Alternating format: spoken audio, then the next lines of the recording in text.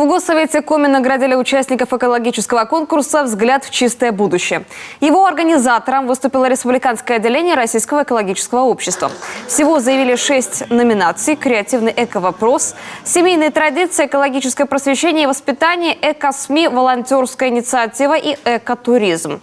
Участие могли принять как обычные граждане, так и организации. Цель конкурса – прежде всего привлечь внимание населения к проблемам окружающей среды, воспитать бережное и внимательное отношение к природе и повысить экологическую культуру населения республики.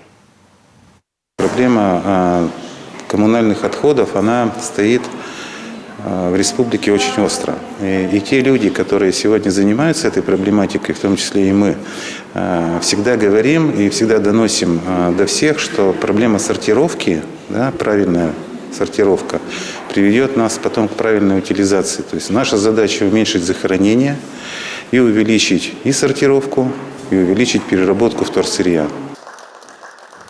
Один из инструментов решения этой проблемы – проведение подобного рода конкурсов. Они помогают менять многолетние взгляды на утилизацию отходов. Постепенно сознание людей изменится, и в обществе станет гораздо больше понимания, как и в каком виде нужно перерабатывать твердые коммунальные отходы.